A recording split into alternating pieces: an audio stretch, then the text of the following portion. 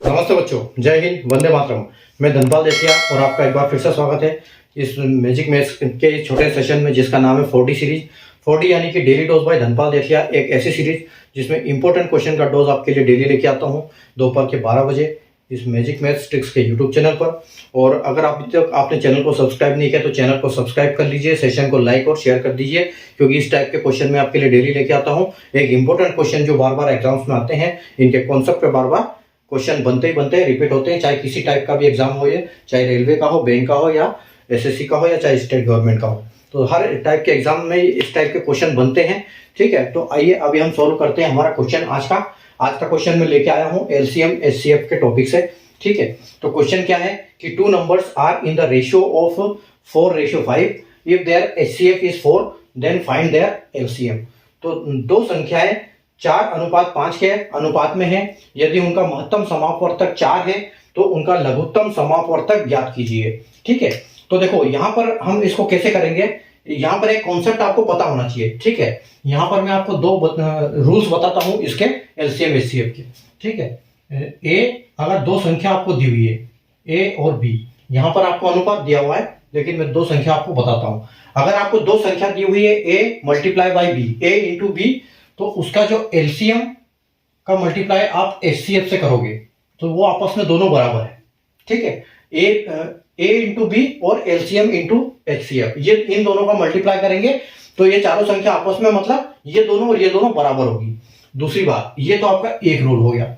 दूसरा रूल ये हो गया कि ये जो आपकी दो संख्याएं हैं, ठीक है, ए और बी, ठीक है, ए इंटू बी, इसमें आपका जो एचसीएफ है, ठीक है, मानो कि एचसीएफ आपका एक्स है, तो ये एक्स जो है पहले से इसमें रहता है।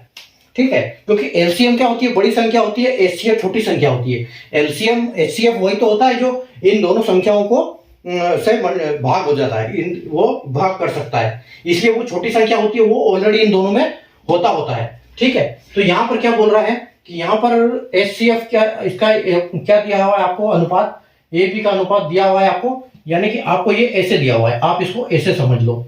ठीक है, कि अगर आप उसको x मानते हो तो 4x अनुपात 5x।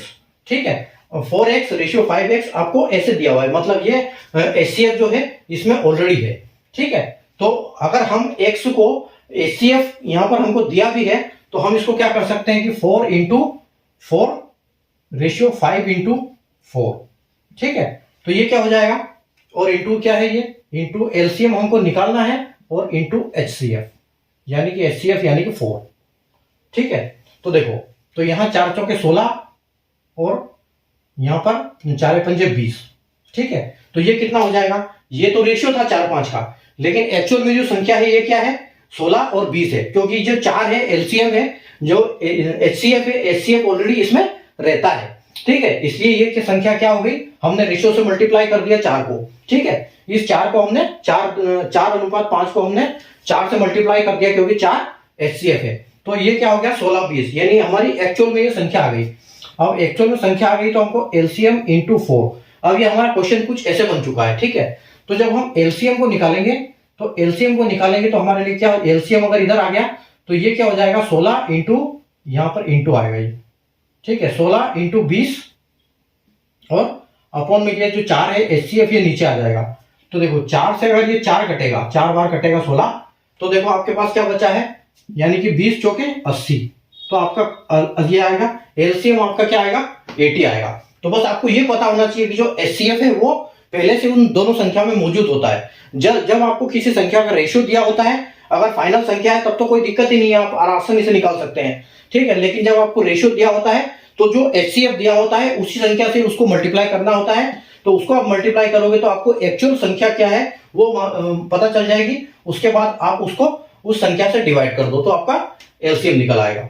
ठीक है, तो ये था अपना आज का कॉन्सेप्ट एलसीएम की, एचसीएफ की क्लास। ठीक है, अगर आपको कॉन्सेप्ट समझ में आया तो सेशन को लाइक कर दीजिए, शेयर कर दीजिए, और चैनल को सब्सक्राइब कर लीजिए, क्योंकि इस टाइप के क्वेश्चन मैं आपके लिए डेली लेके आता हूं, इंपॉर्टेंट क्वेश्चन जो कि एग्जाम्स में बार बार रिपीट होते हैं। इसलिए चैनल को सब्सक्राइब करके ऑल जो बेल आइकन को ऑल के ऊपर क्लिक करके रखें, ताकि आपको हर इंपॉर्टेंट वीडियो की नोटिफिकेशन मिले, कोई इंपॉर्टेंट वीडियो, कोई इंपॉर्टेंट क्वेश्चन आपसे मिस ना हो। Thank you.